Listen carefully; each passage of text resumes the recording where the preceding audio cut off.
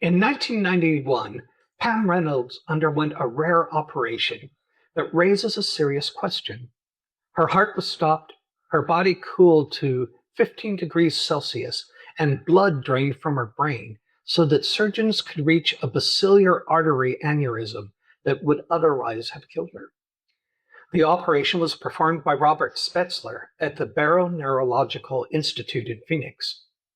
During the procedure, her EEG was flat, her eyes were taped shut, her ears were fitted with clicking speakers used for monitoring. By every ordinary medical measure, she should not have been able to have a conscious experience. Yet later, she described details from the surgery, including the look of the saw and the remark about her femoral artery. Some details were checked against records by Michael Saborn. The case remains disputed. And that is the point. The fastest reaction on both sides is to close the question. Some people say the observations happened during a brief window before deep anesthesia or during recovery. That is possible. Others move straight to the claim that this proves consciousness survived death. That's a much bigger leap. Both reactions rush towards certainty.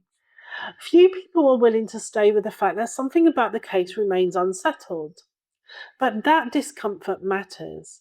Once a question feels closed, curiosity starts to fade. Then investigation slows.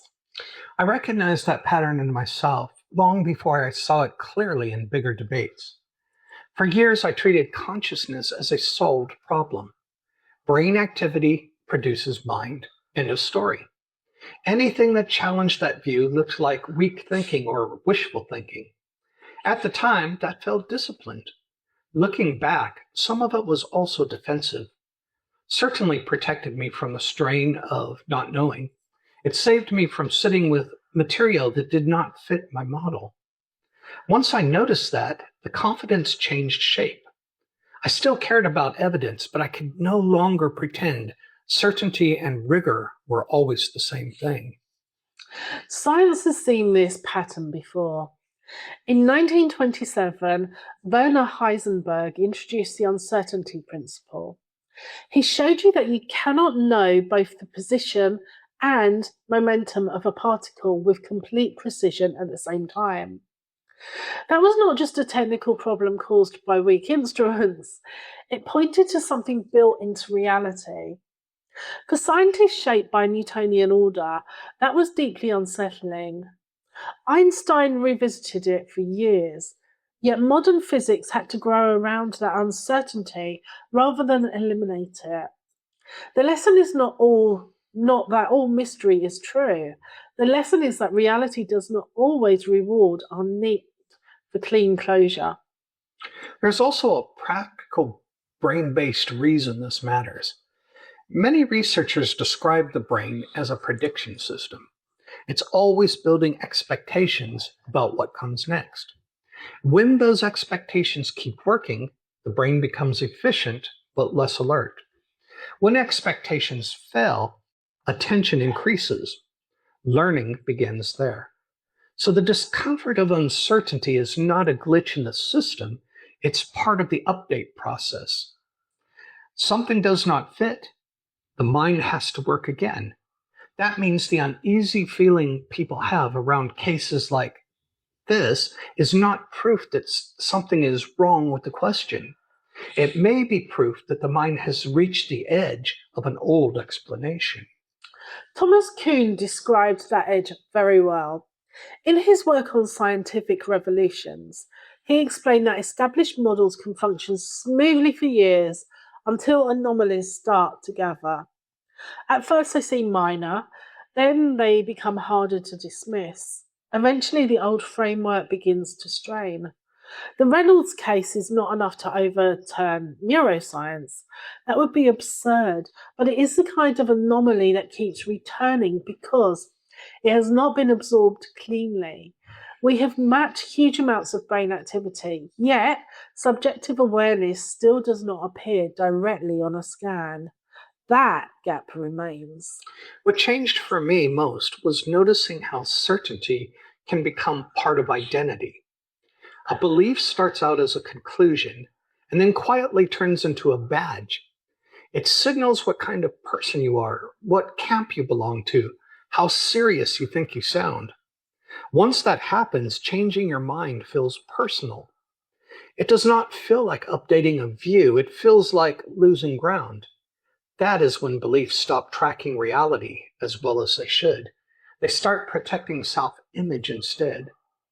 And once you see that pattern in yourself, it becomes harder to ignore it anywhere else.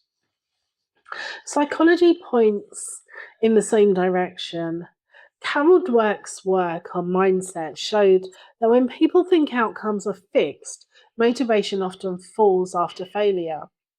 Why keep trying if the result is locked in place? But when the future still feels open, effort rises because possibility remains alive. Even reward systems in the brain respond strongly when outcomes are uncertain rather than guaranteed. So uncertainty is not just something to endure. In many cases, it is what keeps attention, effort, and curiosity alive. That helps explain why unusual experiences can only become turning points. Socrates built a whole method around this. He did not question people simply to embarrass them. He questioned them to reveal where confidence had outrun understanding. A person would discover that a belief felt settled only because it had never been tested properly. That moment was not supposed to end in shame, it was supposed to awaken curiosity. Philosophers later called this epistemic humility. It means holding conclusions lightly enough to revise them when new evidence appears. That sounds modest, but it takes courage. Certainty is often easier than honesty. That is why this matters beyond one medical case. In reality creation, beginners often want immediate certainty. They want fixed formulas, guaranteed outcomes, and a final explanation for every unusual experience. That is understandable, but growth rarely happens that way. Real change often begins when a person realizes their current model is too small. Not wrong in every part, but just too small. The Reynolds account matters because it marks one of those edges. It does not hand us a finished metaphysical theory. It reminds us that human understanding is still incomplete, and that incompleteness can be useful rather than threatening. Pam Reynolds entered that operating theater facing death and came out with an experience that remains difficult to explain. Perhaps one day neuroscience will account for every detail. Perhaps it will push researchers toward a deeper model of consciousness than many people currently assume. More than 30 years later, the question is still open. This is not weakness. That is the space where inquiry is still alive, and inquiry is what moves understanding forward. If something in your own life refuses to fit your current model, resist the urge to force it into shape too quickly. The discomfort may be the beginning of a better way of seeing. Uncertainty is not the opposite of knowledge. It is the condition that allows knowledge to grow. Every meaningful shift in human understanding begins when something no longer fits cleanly inside the old frame. A crack appears. The old certainty loses some of its authority. That moment rarely feels comfortable, but it is often the beginning of expansion. The Reynolds case is one of those cracks. We still don't know exactly what happened in that operating theatre when every monitor suggested nothing meaningful should have been taken place. Remaining with that uncertainty is not intellectual weakness, it is intellectual maturity. If this conversation shifted something, sit with it before labeling it. Some movements in thought begin with the willingness to stay present in a question. And if you'd like to continue exploring ideas like this, you can stay connected here. Share this with someone already asking similar questions, and follow along as the conversation develops further. Until next time, think differently, dream boldly, and create consciously. I'm a quiet rebel, I don't need a shout. Changing the world from the inside out.